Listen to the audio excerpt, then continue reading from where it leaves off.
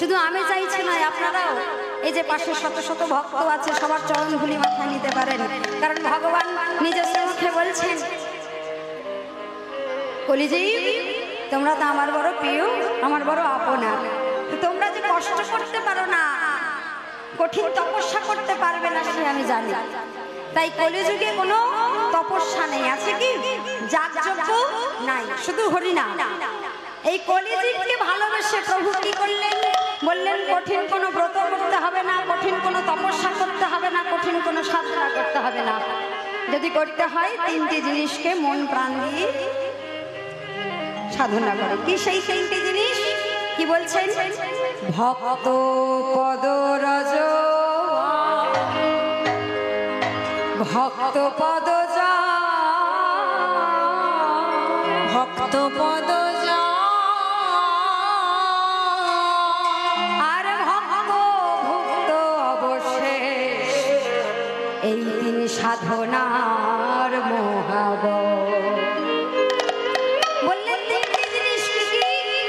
ভক্তের পায়ের ধুলা, ভক্ত পদরজ, ভক্ত পদ জল, ভক্তের চরণ ধৌত করা জল, আর ভক্ত ভুক্ত অবশেষ, ভক্ত প্রসাদ পাওয়ার পরে যেটুকু মহাপ্রসাদ অবশিষ্ট থাকে, এই তিনটি জিনিসকে যদি গ্রহণ করতে পারো, সাধনা করতে পারো, তাহলেই বড় বড় যজ্ঞের, বড় বড় সাধনার, বড় বড় তপস্যার যে ফল, সেই ফল তুমি সেই স্থানে দাঁড়িয়ে পেয়ে যাবে। তাই বারবার আপনাদের চরণের দিকে, আপনাদের চরণ ধুলির দিকে লোভ লালসা, কৃপা করবেন। চলুন এখন আমাদের আস্বাদনের বিষয়বস্তু। ভগবান সকালে বসে গেছেন, আমরাও এসেছি ধরাধামে খেলার জন্য। ঠিক তদ্র আমাদেরকে যেমন ঘরে ফিরতে হবে, ভগবানও ঠিক তেমন আজকে উত্তর গোষ্ঠ, মানে ওই গোষ্ঠ সকলকে নিয়েই ফিরছেন। আমাদের এখনের আস্বাদনের বিষয়বস্তু শ্রীকৃষ্ণের গমন গোষ্ঠ, নেতাই গৌর উত্তর গোষ্ঠ, ফেরত গোষ্ঠ বা উত্তর গোষ্ঠ। তো যাবো, দেখবো কি করছেন মহাপ্রভু সুদাম নবদ্বীপ রাম। ধামে যেতে গেলে কি করতে হয় গো? টাকা পয়সা জমাতে হয়। কবে বছরে একবার ট্যুর হবে তবে যাবো নাকি? ধামে যেতে গেলে কি করতে হয়? মনটাকে প্রস্তুত করতে হয়, তাই তো? আমরা একটু মনটাকে সাজাই, কারণ দেহ নিয়ে তো যাওয়া যাবে না। কেন যাবো না? কারণ যত রোগ, যত ব্যাধি, যত ব্যথা, যত যন্ত্রণা সব এই দেহে। মনে কি কোনো ব্যথা আছে, যন্ত্রণা আছে? নেই। তাই ওই সব মনটাকে নিয়ে যাবো শ্রীরাম নবদ্বীপ ধাম। জোর করে একটু উলুধ্বনি দিতে হবে, আর একটু জয়ধ্বনি প্রেম সে।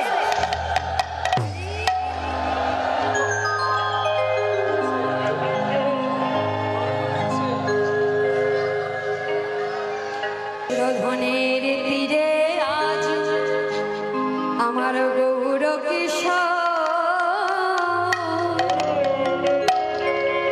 আজ সহচর মেলে গোরা, আনন্দে বিভোর, সহচর মেলে গোরা আমার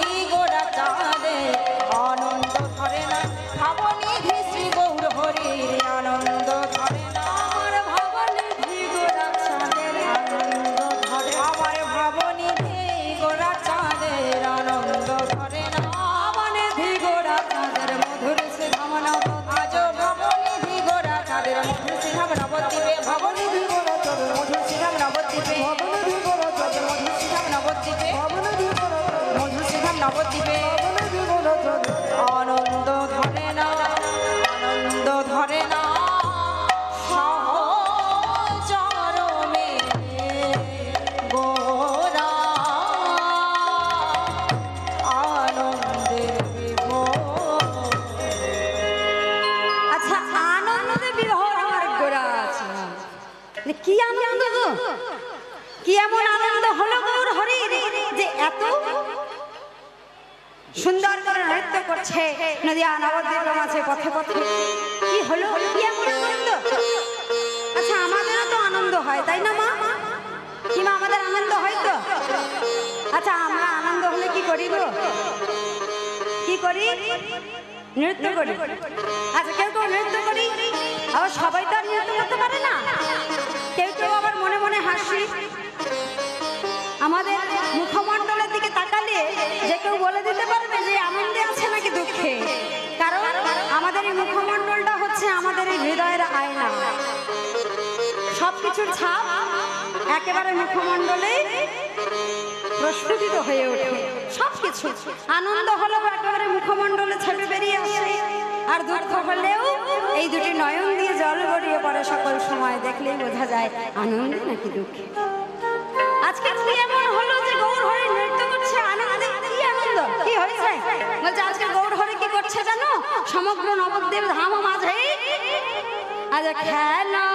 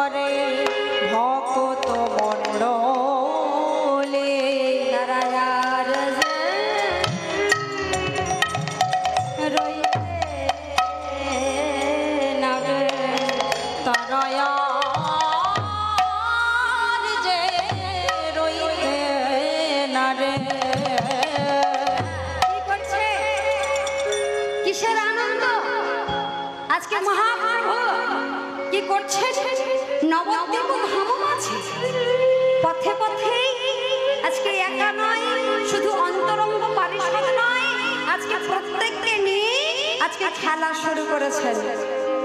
কি খেলা? সে খেলার নাম কি?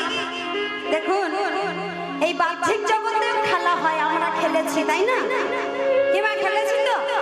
ছোটবেলায় আমরাও খেলেছি, কত কিতকিত খেলেছি, কত পুতুল খেলা করেছি, কত রান্নাবাটি খেলেছি, কত ক্রিকেট ফুটবল কত কিছু খেলেছি। আচ্ছা আমরা যে খেলা করতাম, আমাদের খেলার দুটো পক্ষ থাকতো তাই তো? দুটো পক্ষে ভাগ হয়ে যেত। এক পক্ষ খেলায় জিততো আর এক পক্ষ হেরে যেত।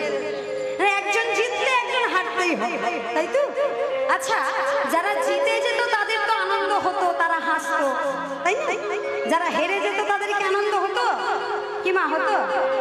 মুখ কালো করে বাড়ি যেতাম আর অপেক্ষা করতাম সামনের দিন কবে আসবে, আমি কবে তাকে হারাবো তাই না?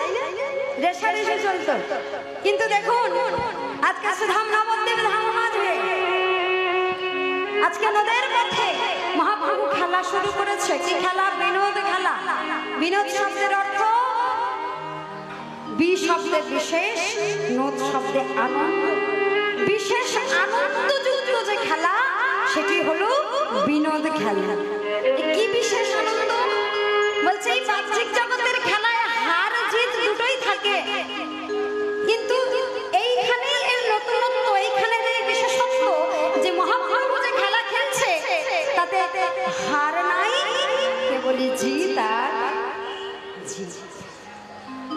বলছে বাহ্যিক জগতের যে খেলা সেই খেলায় দুঃখও থাকতো আনন্দও থাকতো, কারণ যারা হেরে যায় তারা তো আনন্দ করতে পারে না, দুঃখ করে।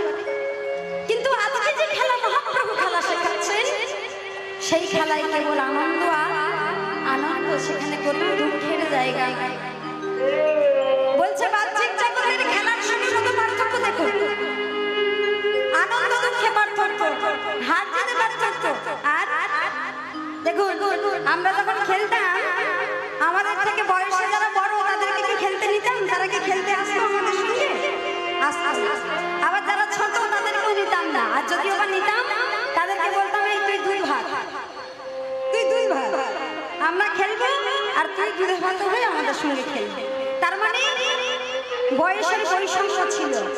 একই যারা বয়সের তারা খেলাগুলো করতাম, বড়দেরকেও নিতাম না, আর ছোটদেরকে যদি বাধ্য হয়ে নিতে হতো তাহলে তাদেরকে দূরে হাতে করে রেখে দিতাম। কিন্তু মহাপ্রভু আজকে যে খেলা শেখাচ্ছেন, যে খেলা করছেন, তাতে কোনো বয়সের বিভেদ নাই। কিবা ৮০ বছরের বয়স্ক মাও খেলতে পারবে, সেখানে ৫ বছরের শিশুও খেলতে পারবে। কোনো বয়সের বিভেদ নেই, কোনো বর্ণের বিভেদ নেই। কি খেলা সেটা? বলছে আজকে মহাপ্রভু নতুন এক খেলা আমাদের মতো কলিহত জীবকে দিয়ে গেলেন, শিখিয়ে গেলেন। সেটি কি খেলা? এই জাগতিক জগতের কোনো খেলা নয়, যে খেলা খেলবার প্রতিশ্রুতি দিয়ে আমরা এই ধরাধামে এসেছি সেই খেলা। যে কোন খেলার আবার প্রতিশ্রুতি দিলাম? কবেই বা দিলাম? মনে নাই না?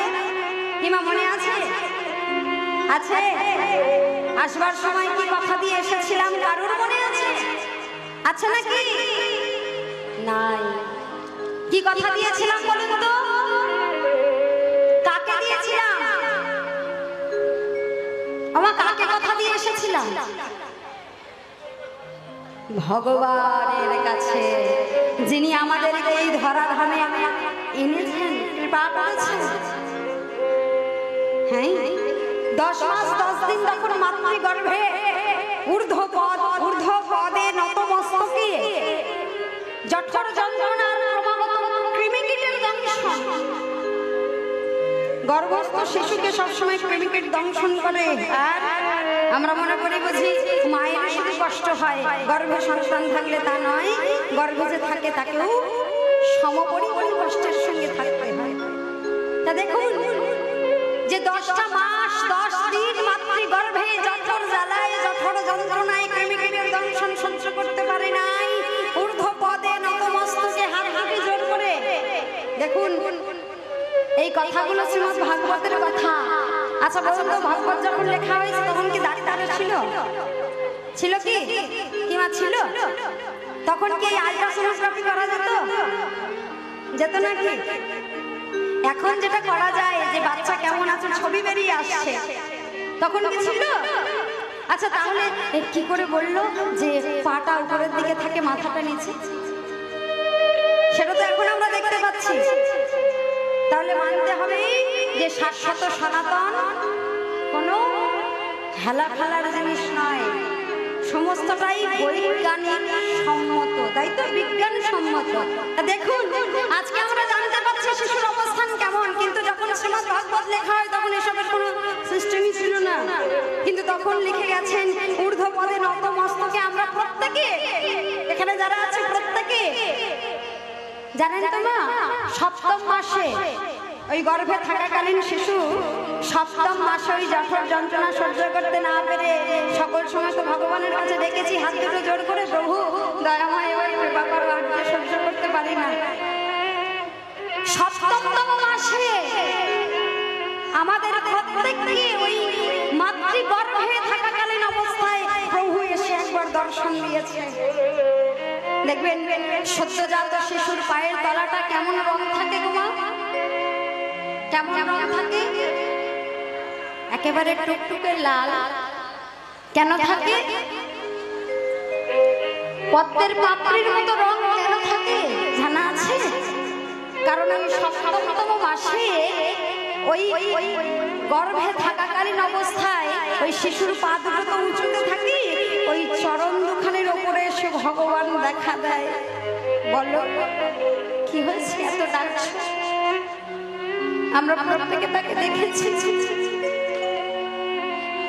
প্রত্যেকে তাকে মাতৃগর্ভে থাকাকালীন অবস্থায় যখন আমাদের 7 মাস বয়স প্রত্যেকে তাকে দেখেছি।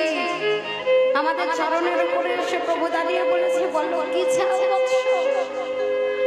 আমরা প্রত্যেকে হাত দুটো জোর করে তখন প্রভুকে বলেছি, প্রভু আর যেই যন্ত্রণা সহ্য করা যায় না,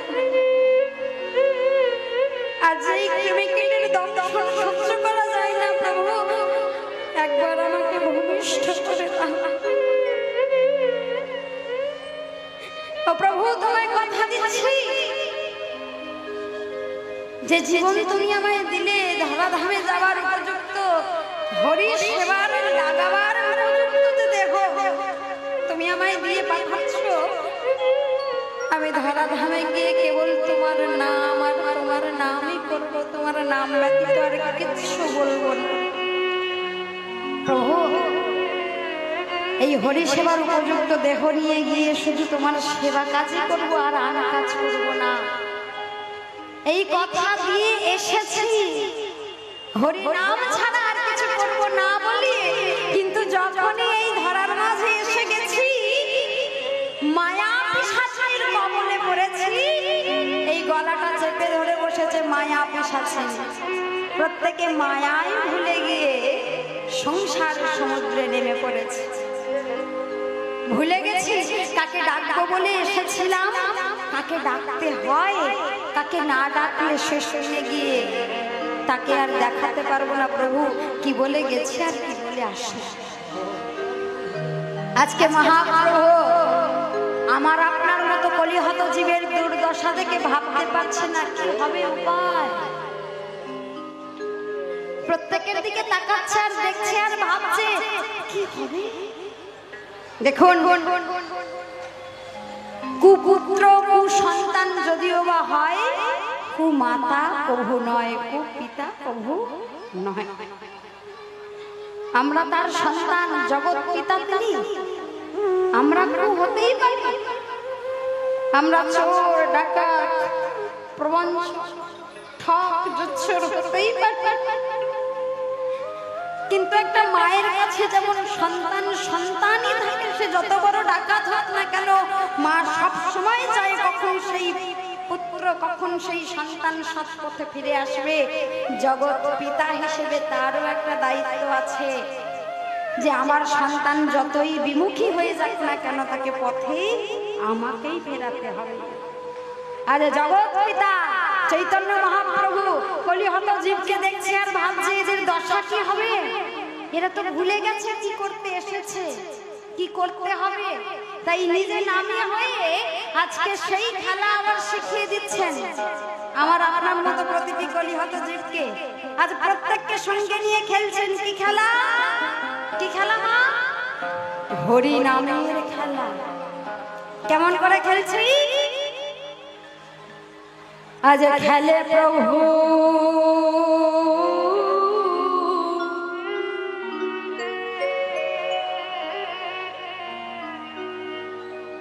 হরি নামে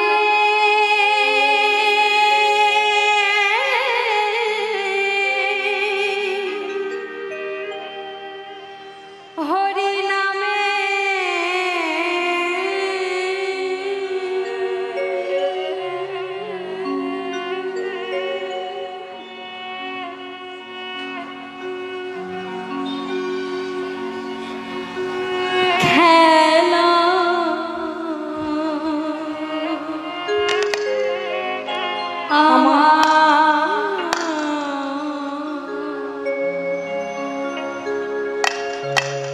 আজ খেলে হরি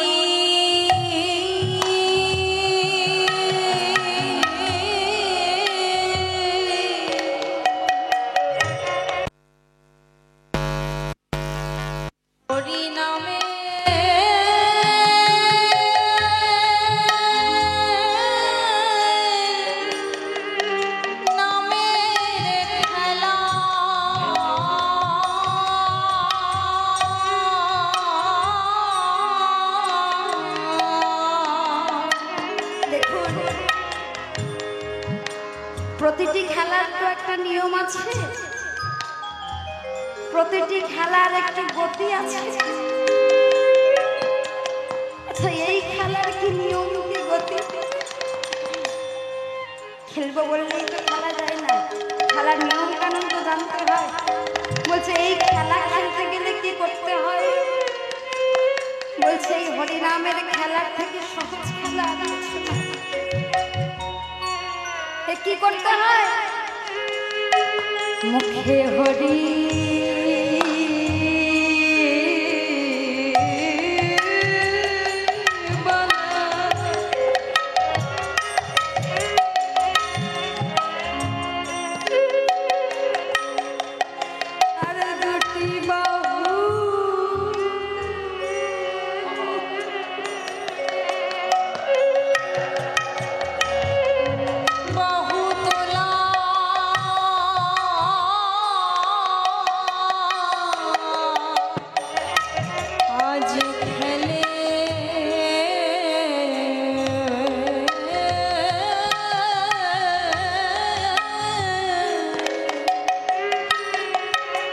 হরি নামে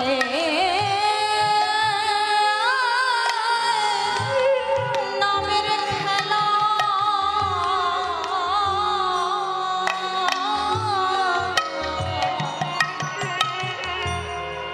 মুখে হরি বলা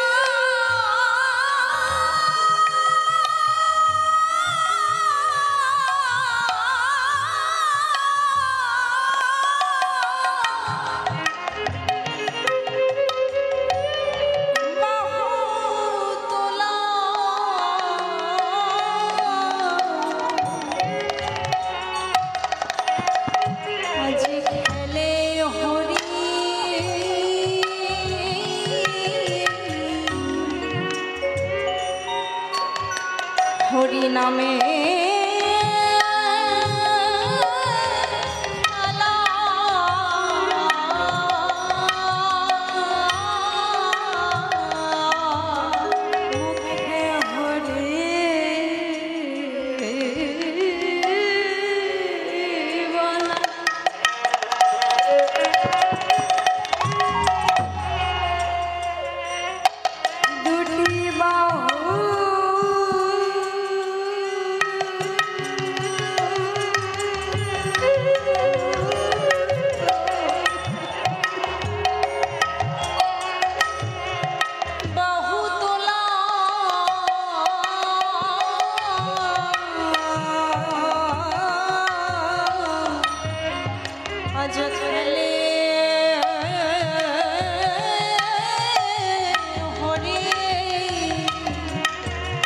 হরি নামে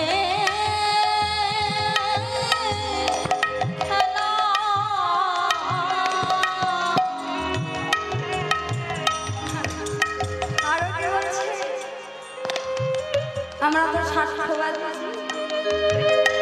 আমরা জিজ্ঞাসা করছি আচ্ছা প্রভু খেলা মানেই তো হারছি, আচ্ছা যদি হেরে যাই তাহলে কি হবে? আর যদি জিতে যাই তাহলে কি পাবো? হেরে গেলে কিছু হারাতে হবে, কি হারাবো? এই সংসারে হারতে হারতে হারতে হারতে আর হারতে পারি না প্রভু।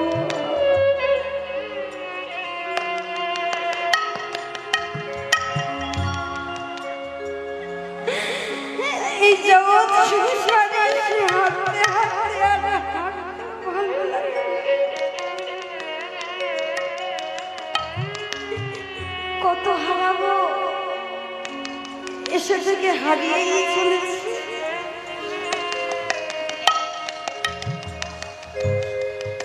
হারিয়ে চলেছি। আচ্ছা বলো না, যদি হেরে যাই তাহলে কি হবে?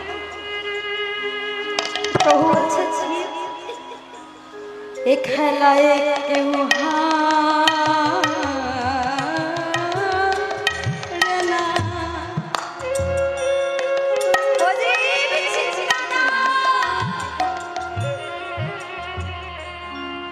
এ খেলায় হার নাই, কে বলেছি, কে বলেছি?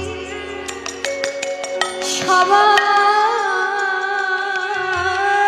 যেতে হরি নামে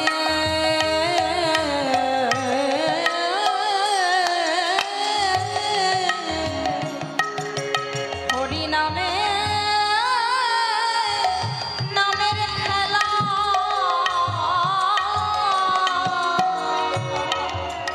দেখো এই খেলা যেখানে জীব জানে কিছু হারাবার নেই, কিছু পাওয়ার আছে। আমরা তো খুব স্বার্থবাদী জীব, চতুর জীব, চালাক জীব। যেখানে লাভ আছে আমরা সেখানেই ছুটে যাই আগে। আজকে সমগ্র নদেবাসী নেমে পড়েছে হরিনামের খেলা খেলতে, কারণ এতে কোনো লস নেই, শুধুই লাভ। আজ প্রত্যেকে এসেছে, আর এই খেলার এমনই গতি, এই খেলার এমনই আনন্দ। ওই যে বললাম ছোট বড় কোনো বিভেদ নেই। এই খেলায় যেমন স্ত্রীকুল খেলছে, তেমনি পুরুষগুলো খেলছে। কোন পিতা খেলছেন তার সন্তানের সঙ্গে, কোন সন্তান খেলছে তার পিতার সঙ্গে। খেলার কেমন গতি! পদকর্তা দর্শন করছেন ভাবরসে ডুবে গিয়ে। কত পিতা ধরে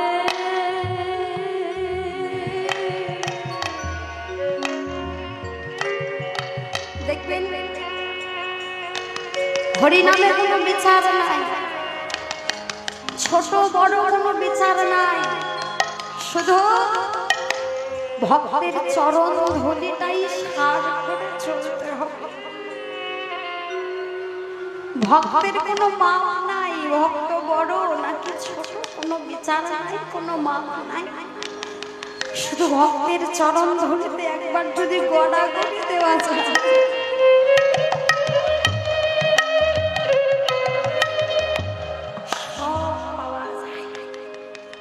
পদকর্তা দূর থেকে দেখছে, পিতা পুত্র সবসময় আমরা কি জানি, পুত্র সন্তানরা পিতা মাতার পায়ে হাত দিয়ে প্রণাম করে।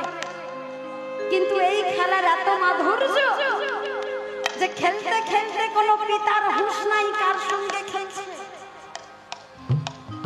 গড়াগড়ি দিচ্ছে কোথায়? পুত্রের চরণ ধরে। তাই বলছে কত পিতা ধরে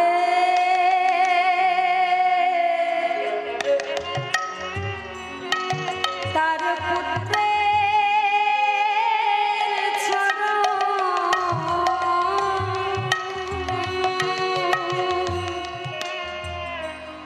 কত পিতা ধরে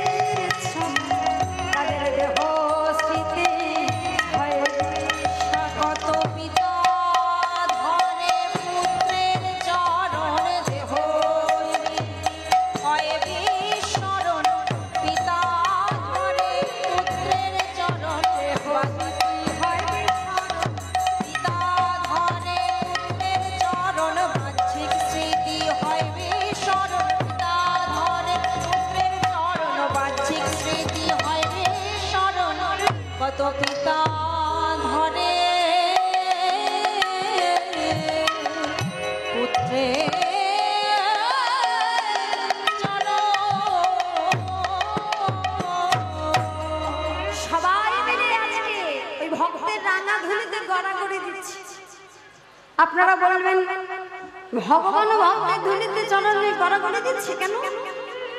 আমরা তো সবাই একই ভগবানকে দেখবার আশায় করে থাকি, ভগবানের চরণ ধরে প্রণাম করবো সেই আশায় করে থাকি। ভগবান আমাদের চরণের ধুলায় কেন গড়াগড়ি দেবে গো? কি আছে? এর জন্যই তো কলিযুগে চৈতন্য অবতারে তার আশা। কি দরকার ছিল আশা? ভাবুন, 4 যুগে যিনি আসলেন, 3 যুগে রাজা হলেন, এই যুগে ভিখারি কেন হলেন? কি প্রয়োজন তার? আচ্ছা, যে রাজা থাকে তার কি কখনো ভিখারি হতে ইচ্ছা করে? কি মা করে? যে রাজার সুখ অনুভব করেছে একবার, সে কোনোদিন ভিখারি হতে চাইবে? চাইবে না। কিন্তু এখানে উল্টো হয়েছে কেন? সত্যতে সত্যনারায়ণ, ক্রেতাতে রাজা রামচন্দ্র, দাপরে রাজা কৃষ্ণচন্দ্র, কলিতে কেন হলো কাঙাল চৈতন্য? কেন হলো কাঙাল চন্দ্র? একদিন বৃন্দাবন ধামে শ্রীমতীর প্রেম সাধন করে আমার প্রাণ গোবিন্দ বলছেন, রাধে কই ছন তব প্রেমা, কই ছন তব মাধুরিমা, কই ছন সুখে তুহু হোরা রাধে। হে রাধে, তুমি যে আমার সঙ্গে প্রেম করো, এই প্রেম কেমন? তুমি যে আমার সঙ্গে প্রেম করো, এই প্রেমের মাধুর্য কেমন? আর তুমি যে আমার সঙ্গে প্রেম করো, তুমি কি সুখ? এই দাপর যুগে আমার সব জানা হয়েছে, কিন্তু এই 3 প্রশ্নের উত্তর আমি পাই না। তাই রাধে, আমি আগত কলিযুগে নদিয়া নবদ্বীপ ধামে শচীগর্ভ সিদ্ধ মাঝে হরি ইন্দ্র রূপে আবির্ভূত হব। কেন? কেন দয়া? কেন জানো রাধে? কারণ একটা রাজা একটা ভিখারির দুঃখ দুর্দশা ঘুচিয়ে দিতে পারে, দূর করে দিতে পারে, কিন্তু কোনোদিন একটা রাজা সেই ভিখারির মনের ভাবটা অনুভব করতে পারে না। পারে কি? আমরা কোনো দুস্থ মানুষের দুঃখ দুর্দশা দূর করতে পারি কিছু অর্থ সাহায্য করে, কিন্তু আমরা সেই দুস্থ মানুষের হৃদয়ের অনুভবটাকে অনুভব করতে পারবো? হৃদয়ের যন্ত্রণাটাকে অনুভব করতে পারবো? সে কি দুঃখ পাচ্ছে সেটা পারবো না। এই জগতে যে যার যার দুঃখ সেই অনুভব করে বলতে পারে তার কেমন লাগে, সে কেমন পরিস্থিতিতে আছে। ভগবান বলছেন, রাধে ভগবান হয়ে দেখেছি, ভক্তের মনের কি সুখ সেটা অনুভব করা যায় না। ভগবান হয়ে দেখলাম, ভক্তরা শুধু আমার চরণ ধুলায় গড়া করে দিচ্ছে, চরণ বুকে জড়িয়ে ধরছে, কিন্তু রাধে আমারও তো স্বাদ হয় যে ভক্তরা আমায় এত পূজা করে কি আনন্দ পায়, সেই আনন্দটা তো কোনোদিন আমাকে দেয় না। সেই আনন্দটা কিরূপ আনন্দ? ভক্তরা যে আমাকে ভালোবেসে কি রকম সুখ পায়, সেই আনন্দটা, সেই সুখটা তো আমি পেলাম না। তাই পেতে গেলে আমাকে ভক্ত হতে হবে, ভগবান সেজে থাকলে হবে। ও রাধে, তাই আমি কি করবো জানো? আমি তোমার অঙ্গকান্তি নিজের অঙ্গে ধারণ করব, আর ধারণ করে নদিয়া নবদ্বীপ ধাম মাঝে শচীগর্ভ সিন্ধু মাঝে আবির্ভূত হব। আর হয়ে কি করবো জানো? রাধে নদিয়ার পথে পথে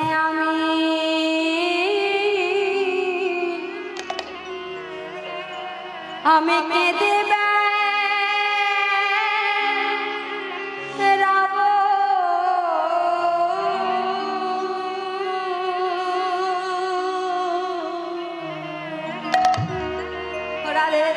রাধে গো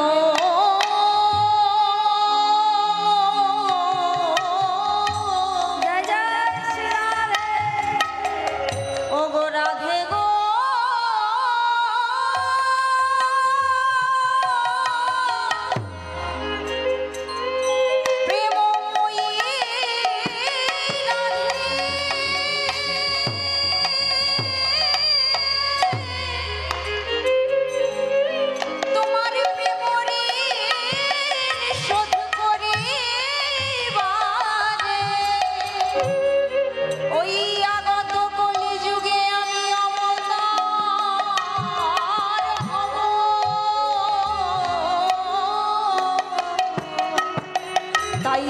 নদিয়ার পথে পথে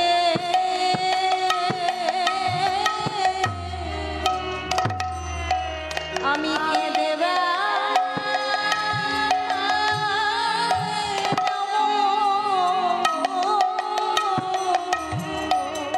আমি কালো ঘুছায়ে গৌর হব রাধে আমি হরি হয়ে হরি বলাইব নদিয়ার পথে পথে কেঁদে বেড়াবো হরি হয়ে হরি বলাইব নদিয়ার পথে পথে কেঁদে বেড়াবো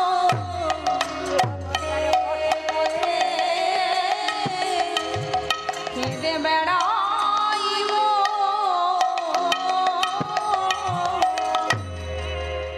খেলা খেলছেন আর খেলতে খেলতে খেলতে খেলতে হঠাৎ করে যেই গগনবর্ণে নয়নে গেছে হঠাৎ করে দেখছেন এই যে খেলতে খেলতে এই যে সন্ধ্যা হয়ে হ্যাঁ রবি যে মাঠে বসেছে এবার কি হবে এই বাড়ি না গেলে মা যে খুব চিন্তা করবে অনেক ঘন্টা বেরিয়েছি সেই সকাল হতে না হতে এই মায়ের কাছে যে ফিরতে হবে দিন অবসান দেখি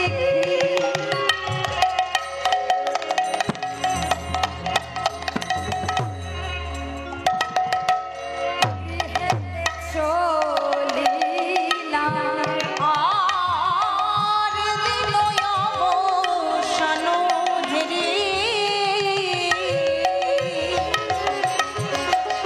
প্রভু গৃহেতে চলিলাম জননী চরণে আসি প্রণাম করিলাম জননীর চরণে আসি প্রণাম করিলাম প্রণাম করে গো প্রণাম করে গো প্রণাম করে গো প্রণাম করে গো জননীর চরণে আসি প্রণাম করে গো ওই জননীর চরণে আসি প্রণাম করে গো চরণে চরণে আসি দেখো আজকালকার দিনে আর কেউ করে না কিন্তু আগেকার দিনে আমি আমার বাবাকেও দেখেছি প্রতিদিন যাবার সময় আমার ঠাকুমাকে প্রণাম করে বলে যেতেন আবার যখন ঢুকতেন তখন একবার বলেই প্রণাম করি ঘরে আসতেন আজকালকার দিনে কেউ করি হ্যাঁ এখন বাড়ি থেকে বেরোনোর সময়ও বলে বেরোই না বেরোনোর পরে ফোন করে বলে দিই মা আমি একটু বেরিয়েছি আমার আসতে দেরি হবে তাই তো এখন যুগ পাল্টেছে দিন পাল্টেছে এখন সব বলবার ধরন ধারণা পাল্টে গেছে কিন্তু দেখুন নিজে আচরিয়া ধর্ম জীবের শেখায় নিজে না চলিলে ধর্ম পরে শেখানো নাহি যায় শিখনো না যায় নিজে হরি হয়ে ধুলো গায়ে মেখে জিকে শেখাচ্ছে জি ভক্তের রাঙা চরণ ধুলি গায়ে যতক্ষণ না মাগছ ততক্ষণ শুদ্ধ হবে না নিজেই ভগবান হয়ে 5 বছরের গোপাল তাকে গুরু মানলেন কেন জীবকে শিক্ষা দিলেন জীব যে কারুর কাছ থেকে শিক্ষা নেওয়া যায় আর যার কাছ থেকে নেবে সেই তোমার শিক্ষা গুরু তুমি বয়সে বড় বলে তোমার মধ্যে বেশি জ্ঞান আছে যে ছোট তার মধ্যে নেই তা নয় যার কাছে গুণ দেখবি তার চরণ ধরে ধরে যাবে বিচার করতে যাবে না নিজে ভগবান হয়ে প্রতিদিন জননীর চরণে প্রণাম করছে জীবকে শেখাচ্ছে জীব এ জগতের সব থেকে আগে যদি কেউ প্রণাম হয় যদি কেউ প্রণাম হওয়ার অধিকারী হয় সে হলো নিজ নিজ গর্ভধারিণী জননী প্রতিদিন যদি কিছু না পারো ভগবানকে ডাকতেও না পারো একবার অন্তত নিজের জননীর চরণে প্রণাম করেছে তাহলে জানবে সকল দেবীর পায়েই প্রণামটা জানা তাই মহাপ্রভু আজকে জীবকে শেখাবার লাগি জননীর চরণে সচিমায়ের চরণের কাছে এসে প্রণাম করছে জি দেখো আমি হরি হয়ে করছি, তোমরাও করো। প্রণাম করে হে, নাম করে গো, প্রণাম করে গো, নাম করে গো, চরণে চরণে আসি প্রণাম করে গো। আমার জননীর চরণে আসি প্রণাম করে গো, চরণে চরণে আসি ভাবনে গৌর, জননীর চরণে আসি ভাবনি গৌর, জননীর চরণে আসি ভাবনে গৌর, জননীর চরণে আসি ভাবনে গৌর, জননীর চরণে আসি প্রণাম করে গো, প্রণাম করে গো, চরণে চরণে আসি প্রণাম করিলা, জননীর চরণে আসি প্রণাম করিলা। প্রণাম করছে। আর যেই না প্রণাম করেছে, ওমা, আমরা যখন মায়ের কাছে গিয়ে প্রণাম করি, মা কি করে সর্বপ্রথমে আমাদেরকে তুলে এই জায়গাটা ধরে একটু চুমু খেয়ে দেয়, আদর করে দেয়, তাই তো? আজকে সচিমাও গৌর হরি যেই প্রণাম করেছে, গৌর হরিকে তুলতে গিয়ে দেখছে যা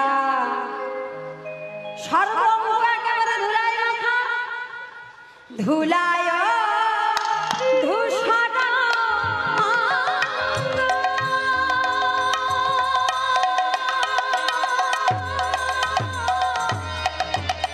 সচির নন্দন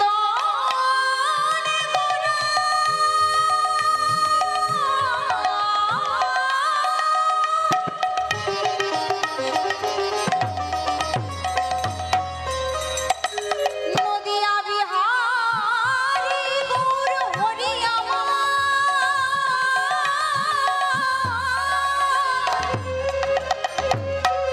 দেখো দেখো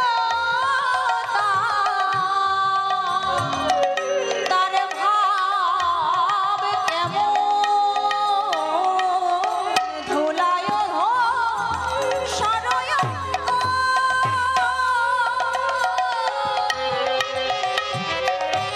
গদ গদ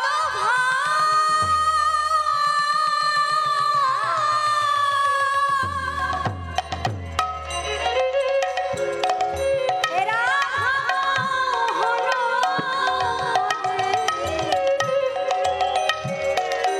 করো হিয়া, এরা মোহন কহে করো তো হিয়া, নিমাই, এ তোর কি অবস্থা? হ্যাঁ, এবার নিমাইকে ফেলে নিতাই কাজ নিতাই। আহা, কাকে বলবো? তোকে যে যাওয়ার সময় এতবার করে বললাম নিতাই, নিমাই তো কথা শোনে না। তোর হাতে আমার প্রাণের নিমাইকে তুলে দিলাম, তুই দেখিস এই সোনার অঙ্গ এত সুন্দর সাজিয়ে দিচ্ছি যেন ধুলায় গড়াগড়ি না যায়। আমা, তুই তাহলে ঠিক করে খেয়াল রাখিস নি বল বাবা। এই দেখ দেখ, সেই তো সোনার অঙ্গ আমার ধুলায় একেবারে ধূসর হয়ে গেছে, তুই একটু খেয়াল রাখিস নি। কি করে হলো? তখন নিতাই চাঁদ বলছে, ওমা, কে কাকে খেয়াল রাখে গো? হ্যাঁ, আমি বারবার করে বলেছি ভাই ধুলার মধ্যে গড়া করে দিস না, কিন্তু তোমার ছেলে এমন খেলা শেখালো যে খেলা আমিও খেলতে শুরু করে দিলাম। আর এই খেলা শুরু করবা মাত্র তোমার ছেলে একা নয়, দেখো আমিও ধুলায় ধূসর হয়ে গেছি। হ্যাঁ, যে কি এমন খেলা করলো রে? বলছে কি খেলা শুনবে? শুধু আমি আর তোমার ছেলে নয়, শুধু আমাদের বন্ধু নয়, প্রতিটি জীবের দাঁড়ে দাঁড়িয়ে গিয়ে ডাকছে, সবাইকে ডেকেছে, আর ডেকে ডেকে সবাইকে নিয়ে ধুলার মধ্যে গড়াগড়ি দেওয়া হরিনামের খেলা খেলছে। মা বলছে, হ্যাঁ রে, এমন করে ধুলাই মাখিয়ে এনেছিস, আচ্ছা মেখে যখন ফেলেছিস কি আর হবে, আয় আমার কাছে আয়, আমি একটু সুন্দর করে ঝেড়ে দিই। দেখবেন শিশু যখন ধুলায় মাখামাখি হয়ে যায়, মা কি করে এনে নিজের আঁচল দিয়ে শিশুকে সুন্দর করে পরিষ্কার করে দেয়। আজকে সচিমাও ওই ধুলায় ধূসর অঙ্গটাকে কাছে টেনে নিয়ে একেবারে সব ধুলাগুলো ঝাড়তে শুরু করেছে। আহা, ছি ছি বাবা, কি করেছিস? সর্ব অঙ্গে ধুলা লাগিয়ে এমন করে কেউ খেলে নাকি? হ্যাঁ, আয় আমার কাছে আয়। সবটুকু ঝেড়ে ঝেড়ে ফেলছে। দেখুন, একটু মনোসংযোগ করুন, পদকর্তা কি বলছে। সব অঙ্গ দিয়ে যখন ধুলা ঝেড়ে দিচ্ছে, এক পাশে আমার রাধা মোহন ঠাকুর এসে দাঁড়িয়েছে, আর দাঁড়িয়েই নিজের গলবস্ত্র দেখবেন বৈষ্ণবদের গলায় সবসময় কি থাকে? একখানা বস্ত্র থাকে, হ্যাঁ, গলবস্ত্র যেটাকে বলে। সেই গলবস্ত্রটাকে নিয়ে একেবারে আঁচল পেতে দাঁড়িয়ে আছে কোথায়? ওই সচি মায়ের পাশে। কেন আঁচলটা পেতে দাঁড়ালেন? কেন?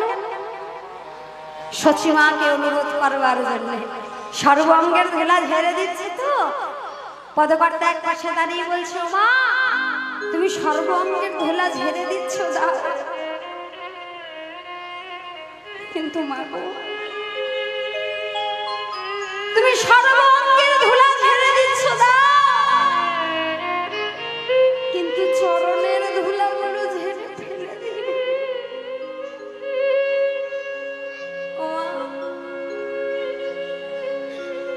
আমাদের তো এত সৌভাগ্য হলো না যে গৌরকে নিজ নয়নে দর্শন করব,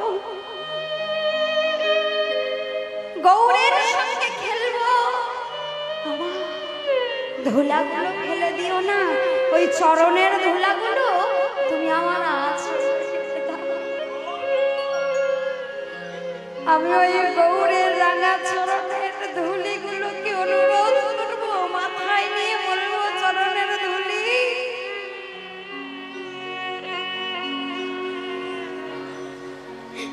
কত জনমের সৌভাগ্য একত্রিত করলে গৌর চরণে স্থান পাওয়া যায় তা আমি জানি না,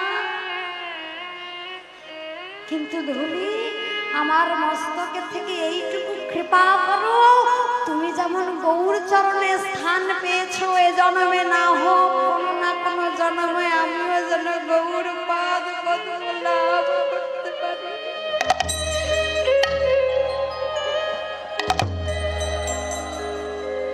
এক পাশে দাঁড়িয়েছেন, অনুরোধ করছেন, হ্যাঁ, ধুলা ঝেড়ে দিচ্ছ দাও, চরণের ধুলা ঝেড়ে দিতে হবে না, আমাকে দিতে হবে, আমি মাথায় রাখবো।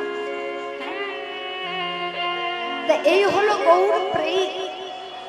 এই প্রেমের প্রেমিক যদি না হতে পারে, এই রসের রসিক যদি না হতে পারে, তাহলে হাজার দিন হরিনাম করলেও কোনো সুখ অনুভব হবে। এ রাধা